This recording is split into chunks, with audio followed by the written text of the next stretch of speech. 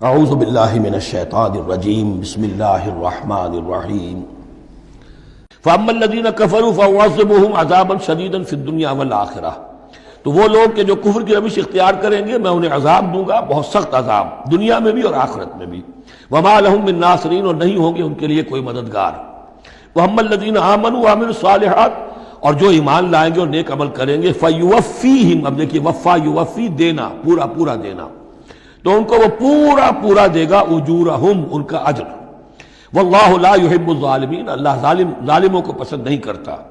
ذالک نتلوہ علیک من الآیات والذکر الحکیم، یہ وہ چیزیں ہیں جو ہم آپ کو پڑھ کر سنا رہے ہیں۔ گویا کہ یہاں بھی پس منظر میں حضرت جبرائیل علیہ الصلوۃ والسلام ہے کہ یہ اللہ تعالیٰ کی آیات ہیں اور ذکر حکیم ہے جو ہم آپ کو پڑھ کر سنا رہے ہیں۔ ان مثل عیسیٰ عند اللہ کمثل آدم، عیسیٰ کی مثال اللہ کے نزدیک آدم کی سی ہے۔ خلقہ من تراب ثم قال له کن فیکون، اسے بنایا مٹی سے پھر کہا ہو جا، وہ ہو گیا۔ اب یہ آیت وہ ہے قرآن مجید میں کہ جو لوگ بھی اسپیشل کریشن کے قائل ہیں کہ حضرت آدم کسی ایولیوشن کے نتیجے میں کسی اسپیشیز کے وجود میں آنے کے بعد اس کے ایک فرد کی حیثیت سے نہیں ان کا استفاع ہوا، بلکہ وہ اسپیشلی کریٹ کیے گئے ہیں مٹی سے براہ راست، ان کے حق میں یہ آیت دلیل ہے۔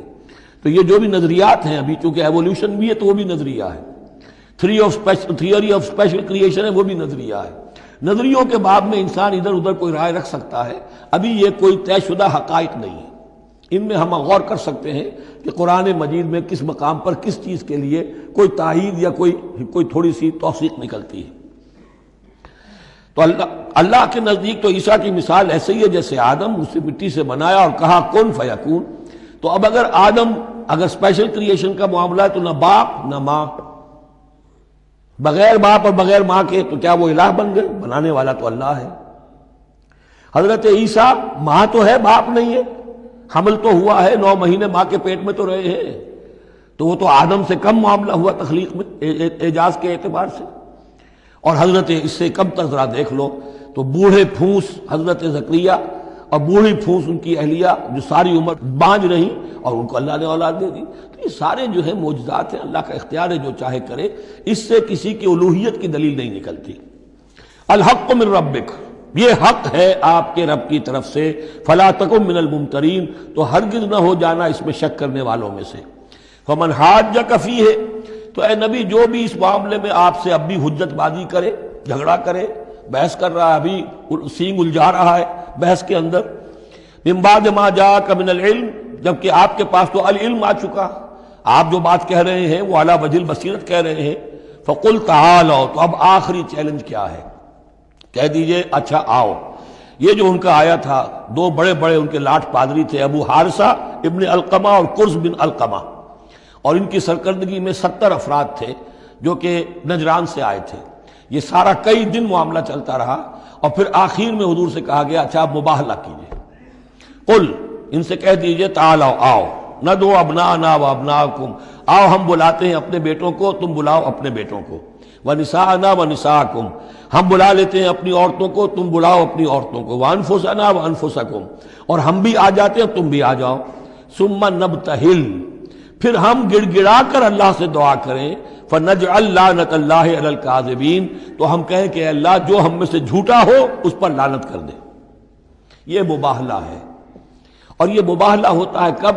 جب کہ احقاق حق ہو چکے، بات پوری واضح ہو جائے، آپ کو یقین ہو کہ یہ میرا مخاطب جو ہے بات سمجھ گیا ہے، صرف ضد میں اڑا ہوا ہے، اس وقت پھر یہ مباہلہ آخری شے ہوتی ہے تاکہ ظاہر ہو جائے۔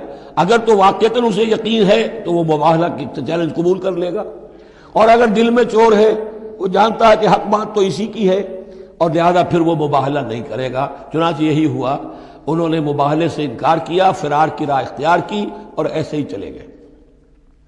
فمن حاجک فیہ من بعد ما جاءک من العلم فقل تعالوا ندعو ابناءنا وابناءکم ونساءنا ونساءکم وانفسنا وانفسکم ثم نبتہل فنجعل لعنت اللہ علی الکاذبین ان ھذا لہو القصص الحق، یہ ہے صاف صاف جو بھی سرگزشت ہے صحیح اور حق، وہ یہ ہے۔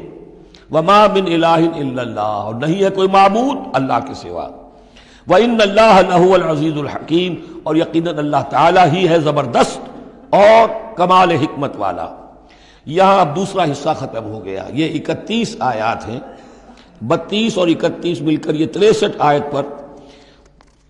فَإِن تَوَلَّوْا، پھر اگر وہ پیٹھ موڑ لیں، فَإِنَّ اللَّهَ عَلِيمٌ بِالْمُفْسِدِينَ، یہاں آ کر 63 آیات ہوئی.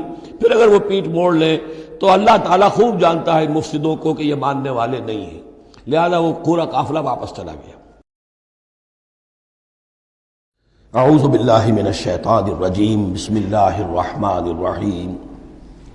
اب یہ جو تیسرا حصہ نصف اول کا آ رہا ہے، یہ پھر انہی 4 رکوعوں کے بہت مشابہ ہے کہ جو سورہ بقرہ میں آئے تھے 15ویں سے لے کر 18ویں رکوع تک، جس میں تحویل قبلہ، حضرت ابراہیم کا ذکر، کعبے کا ذکر، پھر اہل کتاب کو دعوت، وہ کیفیت آپ کو یہاں ملے گی. قُلْ يَا أَهْلَ الْكِتَابِ تَعَالَوْا إِلَىٰ كَلِمَةٍ سَوَاءٍ بَيْنَنَا وَبَيْنَكُمْ، اے نبی کہیے اے اہل کتاب. اب یہاں جمع کر لیا گیا یہود اور نصارہ دونوں کو. وہاں گفتگو زیادہ تر یا بنی اسرائیل تھی. ابھی تک حضرت عیسیٰ کا معاملہ تھا، وہ گویا کہ نصرانیوں سے بات تھی. اب ہے اہل کتاب، دونوں کے دونوں.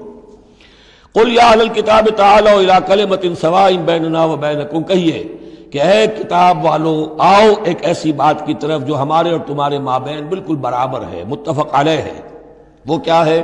اللہ نعبد الا اللہ، اللہ کے سوا کسی کی بندگی نہ کرے. ولا نشرک بہ شیئا، اس کے ساتھ کسی چیز کو شریک نہ ٹھہرائیں. ولا یتخذ بعضنا بعضا اربابا من دون اللہ، اور ہم میں سے کوئی ایک دوسرے کو اللہ کے ساتھ رب نہ بنا لے. اس سے مراد کیا ہے؟ جیسے کہ پوپ کو انہوں نے رب بنا لیا، کہ پوپ کو اختیار ہے جس چیز کو چاہے حلال قرار دے دے، جس چیز کو چاہے حرام قرار دیتے. یہ گویا کہ ان کو اس کو پوپ کو بھی رب مان لینا ہے. چنانچہ یہ واقعہ ہے کہ مشہور جو سخی تھے حاتم طائی، ان کے بیٹے عدی ابن حاتم رضی اللہ تعالی عنہ، وہ ایمان لائے، عیسائی تھے پہلے.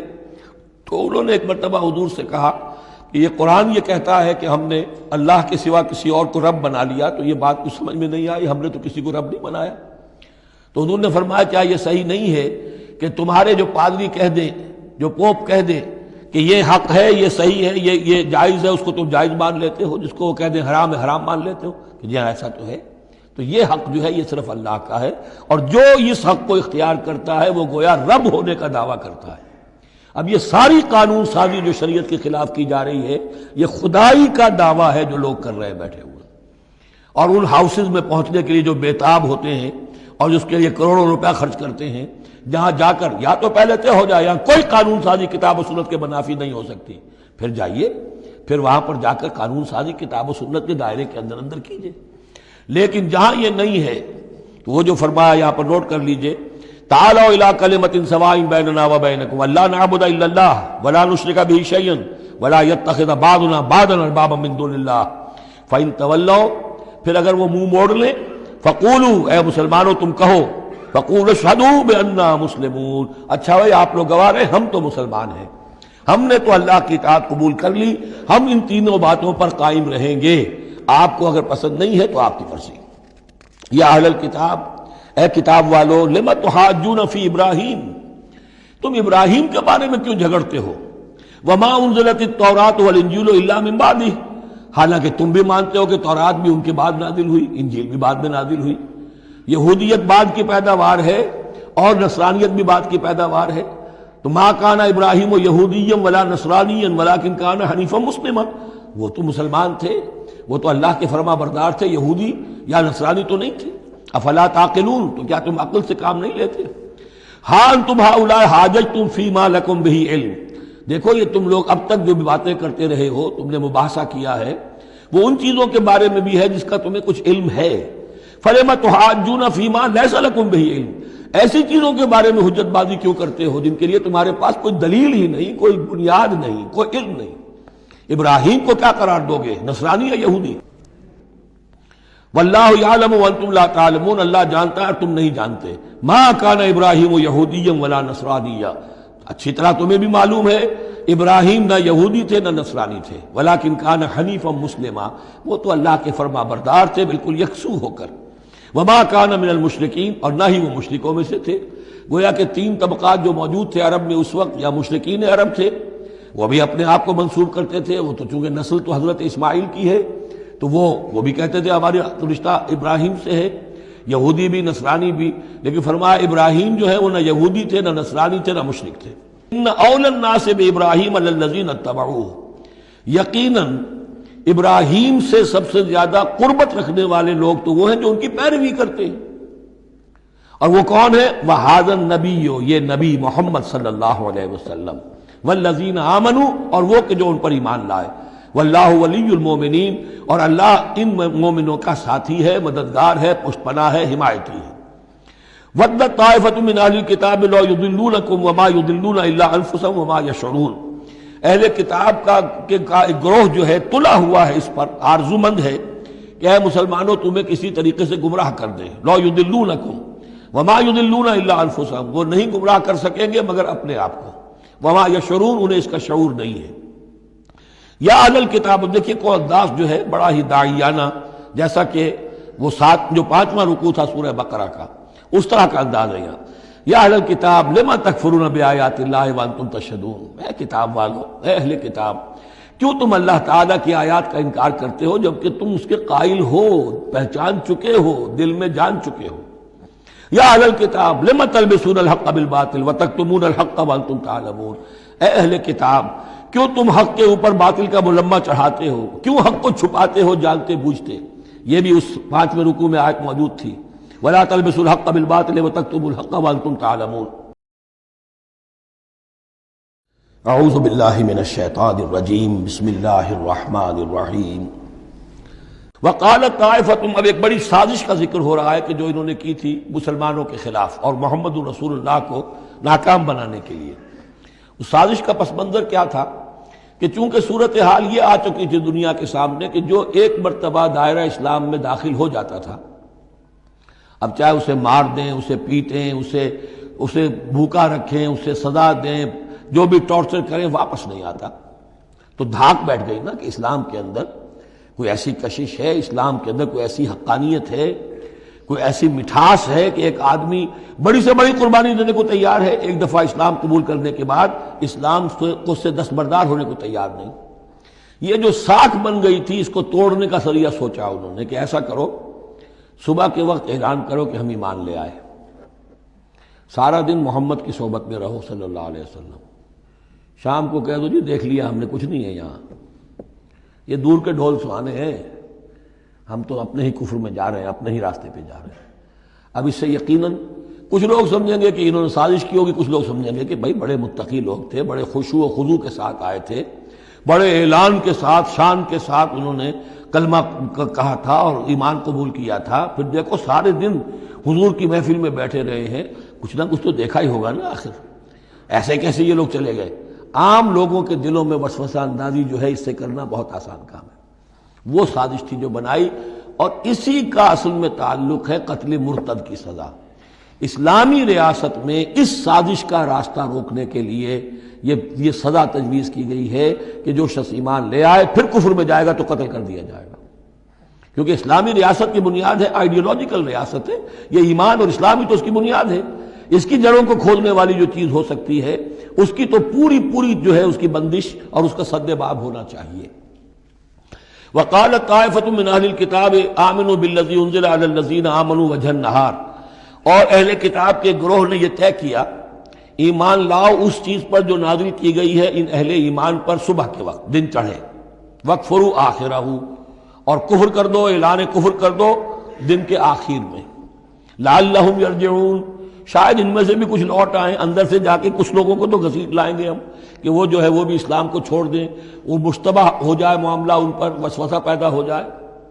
وَلَا تُؤْمِنُوا إِلَّا لِمَنْ تَبِعَ دِينَكُمْ، اور دیکھو ہرگز ایمان نہ لانا مگر اسی چیز پر کہ جو تمہارے دین کی پیروی کرے، ماننی اسی کی بات ہے۔ یعنی خطرہ بھی تھا کہ 4-6 اگر ہم جا کر حضور کے پاس اگر چند گھنٹے گزاریں گے تو کہیں ایسا نہ ہو کہ ہم میں سے کوئی واقعی پھر اس کا دل کھل جائے، طے کر کے گئے دیکھو ایمان نہیں لانا ہے ہم نے، وَلَا تُؤْمِنُوا إِلَّا لِمَنْ تَبِعَ دِينَكُمْ، اس پر ایمان نہیں لانا ہے ہم نے، لیکن صرف اعلان کرنا ایمان کا۔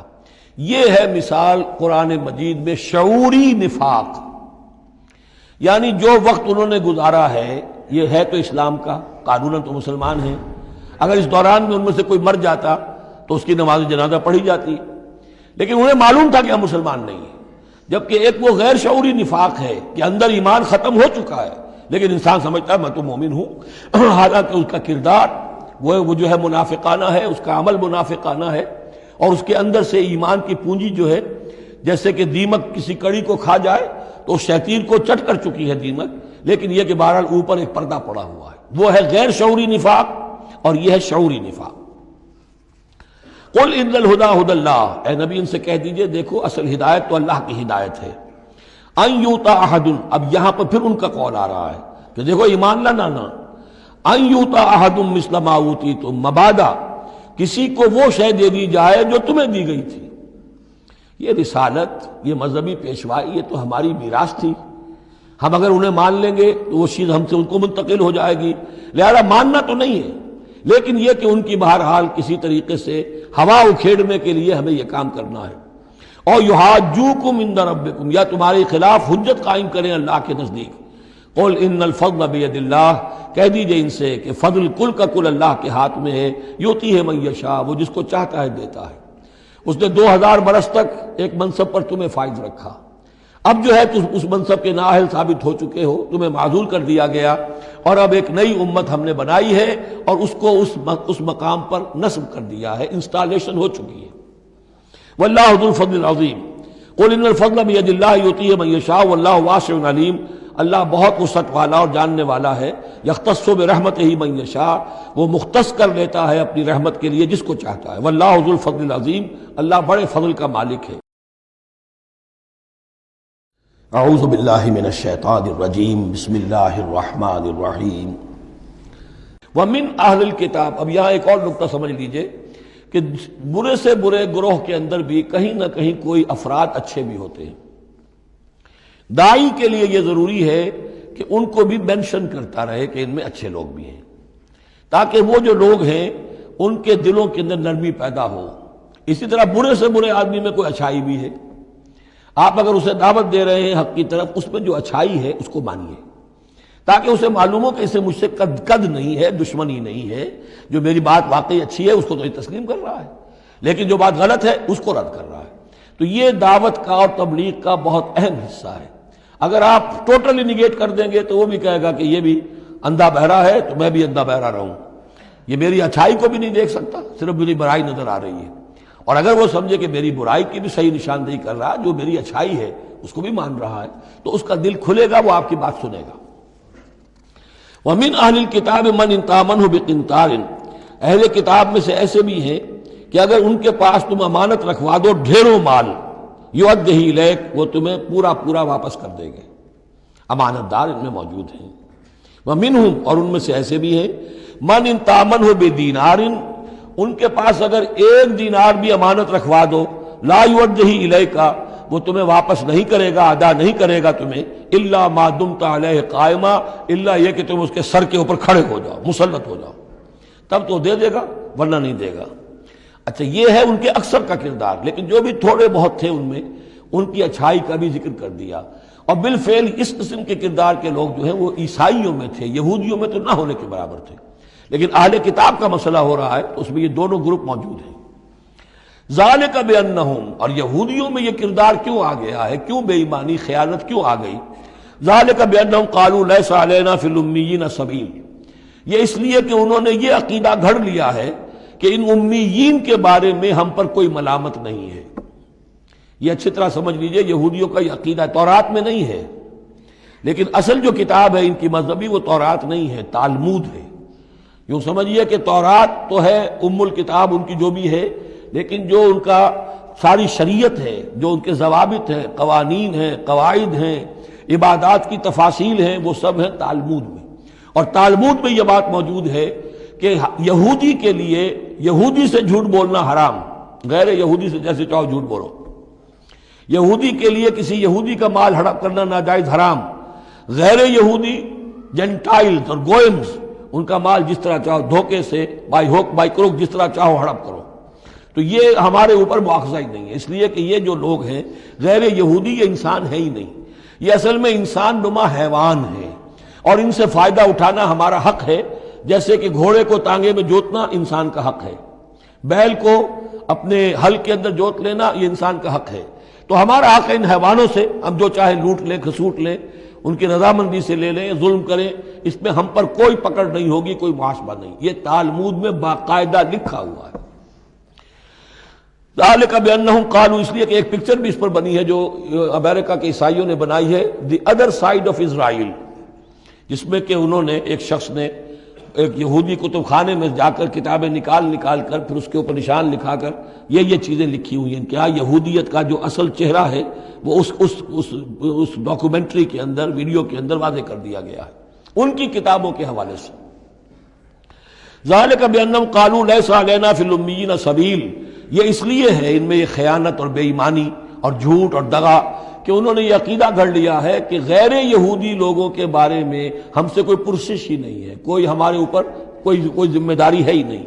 وَيَقُولُونَ عَلَى اللَّهِ الْكَذِبَ وَهُمْ يَعْلَمُونَ، اور وہ تو اللہ تعالیٰ کی طرف نسبت دے رہے ہیں، منسوب کر رہے ہیں جھوٹ کو، اور وہ جانتے بوجھتے کر رہے ہیں، ان کے علماء جانتے ہیں۔ بَلَا مَنْ أَوْفَىٰ بِعَهْدِهِ وَاتَّقَىٰ فَإِنَّ اللَّهَ يُحِبُّ الْمُتَّقِينَ، کیوں نہیں، جو کوئی بھی اللہ کے ساتھ کیا ہوا اپنے عہد کو پورا کرے گا اور تقویٰ کی روش اختیار کرے گا تو اللہ تعالیٰ کو تو متقین پسند ہے۔ ان الذین یشترون بعہد اللہ وایمانہم ثمنا قلیلا، یقیناً وہ لوگ کہ جو اللہ تعالیٰ سے جو عہد انہوں نے کیا تھا اسے فروخت کرتے ہیں اور اپنی قسموں کو فروخت کرتے ہیں حقیر سی قیمت پر۔ جب دیکھتے ہیں کہ ہماری بات لوگ جو کچھ شک کر رہے ہیں، اچھا جی ہم خدا کی قسم کھا کر کہتے ہیں کہ ایسا ہے، اب یہ جھوٹی قسمیں۔ ثمنا قلیلا اولئک لا خلاق لهم فی الآخرہ، یہ وہ لوگ ہیں کہ جن کے لیے کوئی حصہ نہیں ہے آخرت میں۔ ولا یکلمہم اللہ، نہ اللہ ان سے کلام کرے گا۔ ولا ینظر الیہم یوم القیامہ، اور نہ ان کی طرف نگاہ کرے گا قیامت کے دن۔ ولا یزکیہم، نہ ان کو پاک کرے گا۔ یہ بھی سورہ بقرہ میں تقریباً پورا مضمون آ چکا ہے۔ ولہم عذاب علیم، ان کے لیے دردناک عذاب ہے۔ وان منہم لفریقا یلوون السنتہم بالکتاب، اور ان میں سے ایک گروہ ایسا بھی ہے جو اپنی زبان کو توڑتا مروڑتا ہے کتاب کو پڑھتے ہوئے، وہ الفاظ کو ذرا سا ادھر ادھر سے مروڑ کر معنی اور پیدا کر لیتے تھے۔ ان سے کہا گیا حتہ کہو تو ہنتا بنا دیا، بجائے اس کے کہ اللہ ہماری گناہ جھاڑ دے، ہمیں گیہوں دے۔ انہوں نے کہنا ہے تم نے سمعنا واطعنا، سمعنا وعصینا، تو وہ اسی طریقے کا معاملہ وہ کرتے تھے۔ سب تورات کو پڑھتے ہوئے بھی جب دیکھا کہ جو سائل آیا ہے وہ فتویٰ مانگ رہا ہے، اس کی پسند کچھ اور ہے، تو الفاظ کو توڑ مروڑ کر پڑھ کر کہہ دیا کہ دیکھو یہ کتاب کے اندر موجود ہے۔ وَإِنَّ مِنْهُمْ لَفَرِيقًا يَلْوُونَ أَلْسِنَتَهُمْ بِالْكِتَابِ لِتَحْسَبُوهُ مِنَ الْكِتَابِ، تاکہ تم سمجھو کہ وہ کتاب میں سے ہے۔ وَمَا هُوَ مِنَ الْكِتَابِ، وہ کتاب میں سے نہیں ہوتا۔ وَيَقُولُونَ هُوَ مِنْ عِنْدِ اللَّهِ، اور وہ کہتے ہیں یہ اللہ کی طرف سے ہے۔ وَمَا هُوَ مِنْ عِنْدِ اللَّهِ، جبکہ وہ اللہ کی طرف سے نہیں ہوتا۔ فَوَيْلٌ لِّلَّذِينَ يَكْتُبُونَ بِأَيْدِيهِمْ، یہ پڑھ چکے ہیں سورہ بقرہ کے اندر بھی کہ وہ لوگ کہ جو اپنے ہاتھوں سے لکھتے ہیں کہتے ہیں کہ اللہ کی طرف سے ہے۔ وَيَقُولُونَ عَلَى اللَّهِ الْكَذِبَ وَهُمْ يَعْلَمُونَ، وہ اللہ پر جھوٹ تہمت باندھتے ہیں جانتے بوجھتے۔ مَا كَانَ لِبَشَرٍ أَن يُؤْتِيَهُ اللَّهُ الْكِتَابَ وَالْحُكْمَ وَالنُّبُوَّةَ، کسی انسان کا یہ کام نہیں ہے، کسی انسان کے شایہ نشان نہیں ہے کہ اللہ تعالیٰ نے تو اس کو کتاب دی ہو، حکمت دی ہو، نبوت دی ہو۔ ثم یقول للناس کونوا عبادا لی من دون اللہ، پھر وہ لوگوں سے کہنے لگے کہ میرے بندے بن جاؤ اللہ کو چھوڑ کر۔ یہ اشارہ ہو رہا ہے اب نصرانیوں کی طرف کہ تمہارے طرف ہم نے رسول بھیجے، عیسیٰ ابن مریم کو ہم نے بھیجا، انہیں کتاب دی، ان کو حکم دیا، ان کو حکمت دی، نبوت دی، معجزات دیے، اور انہوں نے تو یہ اس کا کوئی امکان نہیں کہ وہ یہ کہتے کہ مجھے بنا لو اللہ کے سوا اپنا معبود۔ ما كان لبشر ان يؤتيه الله الكتاب والحكم والنبوة ثم يقول للناس كونوا عبادا لي من دون الله ولكن كونوا ربانيين بما كنتم تعلمون الكتاب وبما كنتم تدرسون۔ وہ تو یہی کہے گا، اور یہی کہا کہ حضرت عیسیٰ نے کہ اللہ والے بنو، اللہ کی بندگی کرو، ربانی بن جاؤ، اللہ والے بن جاؤ، اس چیز کے سبب کہ جو تم سکھلاتے ہو، دوسروں کو تعلیم دیتے ہو۔ اتامرون الناس بالبر وتنسون انفسکم وبما کنتم تدرسون، اور جو کچھ تم خود بھی پڑھتے تھے۔ یہ پڑھنا پڑھانا دین کا، سیکھنا سکھانا، تعلیم و تعلم قرآن، تعلیم و تعلم حدیث، تعلیم و تعلم فقہ، یہ اس لیے ہونا چاہیے کہ لوگوں کو اللہ والے بنایا جائے، نہ یہ کہ اپنے بندے بنا کر اور ان سے نذرانے وصول کر کے ان کا استحصال کیا جائے۔ وَلَا يَأْمُرُكُمْ أَن تَتَّخِذُوا الْمَلَائِكَةَ وَالنَّبِيَّ أَرْبَابًا، وہ کبھی بھی تمہیں اس بات کا حکم نہیں دے گا کہ تم فرشتوں یا انبیاء کو رب بنا لو۔ فرشتوں کو رب بنایا مشرکین مکہ نے، فرشتوں کے نام پر اپنی وہ مورتیاں انہوں نے بنائی، لات، عزا، منات، اور انہوں نے ایک نبی کو اپنا رب بنا دیا۔ ایامرکم بالکفر بعد اذ انتم مسلمون، تو کیا وہ ایسا بندہ اللہ کا جس کو اللہ نے نبوت سے سرفراز کیا ہو، کیا تمہیں وہ کفر کا حکم دے گا جبکہ تم مسلم ہو چکے ہو، تم نے فرما برداری اختیار کر لی ہے۔ اعوذ باللہ من الشیطان الرجیم، بسم اللہ الرحمن الرحیم۔ وَإِذْ أَخَذَ اللَّهُ مِيثَاقَ النَّبِيِّينَ، اور یاد کرو جب کہ اللہ نے تمام انبیاء سے ایک عہد لیا تھا، لَمَا آتَيْتُكُم مِّن كِتَابٍ وَحِكْمَةٍ، جب بھی میں تمہیں دوں گا کتاب اپنی اور حکمت، ثُمَّ جَاءَكُمْ رَسُولٌ، پھر تمہارے پاس آئے کوئی اور رسول، نیا رسول، مُصَدِّقٌ لِّمَا مَعَكُمْ، جو کہ تمہارے ساتھ جو کچھ ہے اس کی تصدیق کرتے ہوئے آئے، لَتُؤْمِنُنَّ بِهِ وَلَتَنصُرُنَّهُ، تو تمہیں لازماً اس پر ایمان لانا ہوگا اور اس کی مدد کرنی ہوگی۔ کیونکہ انبیاء کا ایک سلسلہ چل رہا تھا، ہر نبی جو ہے آئندہ کی پیشن گوئی کر کے گیا ہے، اور یہ بھی ختم نبوت کے بارے میں بہت بڑی دلیل ہے کہ ایسی کسی شے کا ذکر قرآن میں یا حدیث میں نہیں ہے، بلکہ اس کے برعکس ہے کہ نبوت مجھ پر ختم ہو گئی ہے، ورنہ اس سے پہلے تمام انبیاء حضرت مسیح حضور کی بشارت دے کر گئے، تمام انبیاء کی کتابوں میں بشارتیں موجود ہیں۔ اگر آپ انجیل پڑھیں برنباس کی تو اس میں تو کوئی صفحہ خالی نہیں ہے جس میں کہ حضور کی بشارت نہ ہو اور حضور کے بارے میں خوشخبری نہ ہو، لیکن یہ کہ وہ باقی انجیلوں میں سے نکال دیا گیا۔ قال اقررتم واخذتم علی ذلکم اسری، اللہ نے فرمایا تم نے اقرار کر لیا اے نبیوں۔ اب یہ کہاں کیا گیا؟ یہ عالم ارواح میں، تمام نبی ایک دفعہ تو جمع نہیں ہو سکتے تھے، عالم ارواح میں یہ عہد لیا گیا ہے۔ تم نے اس کو قبول کیا اور اس پر میری ذمہ داری قبول کر لی۔ قالوا اقررنا، جیسے ہم سب کے سب کہہ کے آئے تھے الست بربکم قالوا بلا، ایسے ہی جنہیں نبوت سے سرفراز ہونا تھا ان کی ارواح سے یہ اضافی جو ہے عہد لیا کہ اگر میں تمہیں نبی بنا کر بھیجوں گا، تمہارے بعد جو نبی آئے گا پھر تمہیں اپنے لوگوں کو یہ کہہ کر جانا ہے کہ بعد میں آنے والے کی مدد کرنا اور اس کی نصرت کرنا، اس پر ایمان لانا۔ قال فاشهدوا وانا معكم من الشاهدين، تو اللہ نے کہا تو اچھا تم بھی گواہ رہو اور میں بھی گواہ ہوں۔ فمن تولى بعد ذلك، تو جس نے بھی منہ موڑ لیا اس کے بعد، فاولئک هم الفاسقون، تو یقیناً وہی ہے سرکش ناہنجار۔ افغیر دین اللہ یبغون، تو کیا یہ اللہ کے دین کے سوا کوئی اور دین چاہتے ہیں؟ وَلَهُ أَسْلَمَ مَنْ فِي السَّمَاوَاتِ وَالْأَرْضِ طَوْعًا وَكَرْهًا وَإِلَيْهِ يُرْجَعُونَ، جبکہ آسمانوں اور زمین میں جو کچھ ہے اللہ کے سامنے سر تسلیم خم کیے ہوئے ہے، چاہے خوشی سے اور چاہے مجبوراً، اور اسی کی طرف ان سب کو لوٹا دیا جائے گا۔ قل آمنا باللہ، یہ دیکھیے 16ویں رکوع کی سورہ بقرہ کی آیات جو ہیں تقریباً تھوڑے سے لفظی فرق کے ساتھ، کہیے آمنا باللہ، ہم ایمان لائے اللہ پر، وما انزل علینا، جو نازل کیا گیا ہم پر، وما انزل علی ابراہیم و اسماعیل و اسحاق و یعقوب والاسباط، اور جو کچھ نازل کیا گیا ابراہیم پر، اسماعیل پر، اسحاق پر اور یعقوب پر اور ان کی اولاد پر، وما اوتی موسیٰ و عیسیٰ والنبیون من ربہم، جو بھی موسیٰ کو دیا گیا، عیسیٰ کو دیا گیا، تمام انبیاء کو دیا گیا ان کے رب کی طرف سے، لا نفرق بین احد منہم ونحن لہ مسلمون، ہم ان میں سے کسی ایک کے مابین بھی کوئی تفریق نہیں کرتے اور ہم تو اللہ کے فرما بردار ہیں۔ وَمَن يَبْتَغِ غَيْرَ الْإِسْلَامِ دِينًا فَلَن يُقْبَلَ مِنْهُ، جو کوئی اس اسلام کے سوا کوئی دین اختیار کرے گا اللہ اسے اس کی جانب سے قبول نہیں کرے گا۔ وَهُوَ فِي الْآخِرَةِ مِنَ الْخَاسِرِينَ، اور آخرت میں وہ پھر خسارے پانے والوں میں سے ہو کر رہے گا۔ كَيْفَ يَهْدِي اللَّهُ قَوْمًا كَفَرُوا بَعْدَ إِيمَانِهِمْ، کیسے ہدایت دے گا اللہ ان لوگوں کو جو ایمان کے بعد کافر ہو گئے۔ اس کا کیا مطلب ہے؟ یعنی ان کے دل ایمان لے آئے تھے، مان لیا تھا، حقیقت منکشف ہو گئی تھی، جیسے سورۃ النمل میں ہم پڑھیں گے وَجَحَدُوا بِهَا وَاسْتَيْقَنَتْهَا أَنفُسُهُمْ ظُلْمًا وَعُلُوًّا، انہوں نے انکار تو کیا لیکن ان کی جی نے، دل نے ان کے یقین کر لیا تھا کہ بات صحیح ہے۔ دل اقراری ہے، زبان انکاری ہے۔ زبان انکاری کیوں ہے؟ ظلمًا وعلوا، حق تلفی کرنے کے لیے اور اپنی سربلندی کے لیے، اپنی چودراہٹ کے لیے، بغیم بینہم، ورنہ دل ان کے ایمان لا چکے تھے۔ تو کیف یہدی اللہ قوما کفروا بعد ایمانہم، کہ جب حق منکشف ہو گیا، دل نے گواہی دے دی کہ حق ہے، پھر بھی کفر کیا۔ وَشَهِدُوا أَنَّ الرَّسُولَ حَقٌّ، اور انہوں نے گواہی دی کہ رسول حق ہے، آپس میں باتیں کرتے تھے۔ چنانچہ روایت میں آتا ہے کہ جو علقمہ کے دو بیٹے جو ہیں ابو حارثہ اور کرز، جب یہ چلے تھے یمن سے، نجران سے، تو کہیں ٹھوکر لگی کرز کے گھوڑے کو، تو اس نے کہا تعیس العمد، ہلاک ہو جائے وہ دور والا، یعنی جس کی طرف ہم جا رہے ہیں، محمد کی طرف صلی اللہ علیہ وسلم۔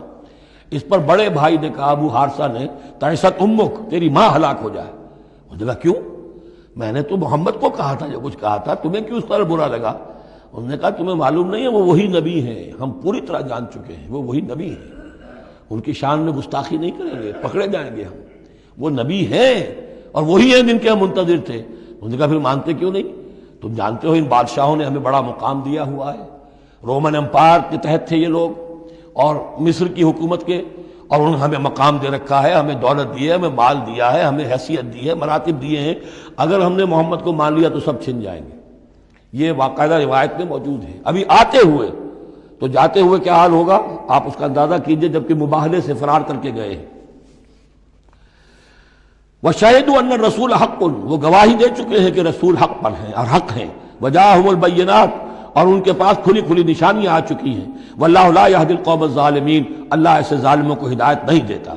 أُولَٰئِكَ جَزَاؤُهُمْ أَنَّ عَلَيْهِمْ لَعْنَةَ اللَّهِ وَالْمَلَائِكَةِ وَالنَّاسِ أَجْمَعِينَ، یہ تو وہی لوگ ہیں کہ جن کا بدلہ یہ ہے کہ ان پر اللہ کی بھی لعنت ہے، فرشتوں کی بھی اور تمام انسانوں کی بھی۔ یہ الفاظ بھی سورہ بقرہ میں آ چکے ہیں۔ خالدین فیہا، وہ اسی لعنت میں رہیں گے۔ لا یخفف عنہم العذاب، ان کے عذاب میں کوئی تخفیف نہیں کی جائے گی۔ ولا ہم ینظرون، نہ انہیں کوئی مہلت ملے گی۔ الا الذین تابوا من بعد ذلک، ہاں ابھی دروازہ کھلا ہے توبہ کا، سوائے ان کے کہ جو اس کے بعد توبہ کر لیں، واصلحوا، اور اصلاح کر لیں اپنی یا نیک عمل کریں۔ فإن اللہ غفور الرحیم، تو ابھی توبہ کا دروازہ بند نہیں ہے، یقیناً اللہ غفور الرحیم ہے۔ ان الذین کفروا بعد ایمانہم ثم ازدادوا کفرا لن تقبل توبتہم، جو لوگ جنہوں نے کفر کیا اپنے ایمان کے بعد، حق کو پہچان لینے کے بعد، چاہے زبان سے مانا ہو یا نہ مانا ہو، پھر اگر وہ کفر کرتے ہیں یا ماننے کے بعد زبان سے مرتد ہو جاتے ہیں، ثم ازدادوا کفرا، پھر وہ اپنے کفر میں بڑھتے چلے گئے، لن تقبل توبتہم، ان کی توبہ کبھی قبول نہیں ہوگی۔ واولئک هم الضالون، اور وہ تو یقیناً گمراہوں میں سے ہیں۔ ان الذین کفروا وماتوا وهم کفار، یقیناً وہ لوگ کہ جنہوں نے کفر کیا اور فوت ہو گئے، مر گئے اسی حال میں کہ وہ کافر تھے، فلن يقبل من احدهم ملء الارض ذهبا ولو افتدى به، تو ان میں سے کسی ایک سے زمین کی مقدار کے مطابق سونا بھی فدیے میں قبول نہیں کیا جائے گا اگر وہ پیش کر سکے۔ اب ظاہر بات ہے یہ محال ہے، ناممکن ہے، لیکن یہ کہ بات سمجھانے کے لیے کہ وہاں پر کوئی فدیہ نہیں ہے، زمین کے حجم کے برابر بھی سونا دے کر اور کوئی چھٹنا چاہے گا تو نہیں چھوٹے گا۔ یہ وہی بات ہے، واتقوا یوما لا تجزی نفس عن نفس شیئا ولا يقبل منها شفاعۃ ولا یؤخذ منها عدل، کوئی فدیہ نہیں لیا جائے گا، ولا هم ینصرون، نہ ان کی مدد ہوگی۔ اولئک لهم عذاب علیم، یہ وہ لوگ ہیں کہ جن کے لیے ہے دردناک عذاب، وما لهم من ناصرین، اور نہیں ہوں گے ان کے لیے مدد کرنے والے۔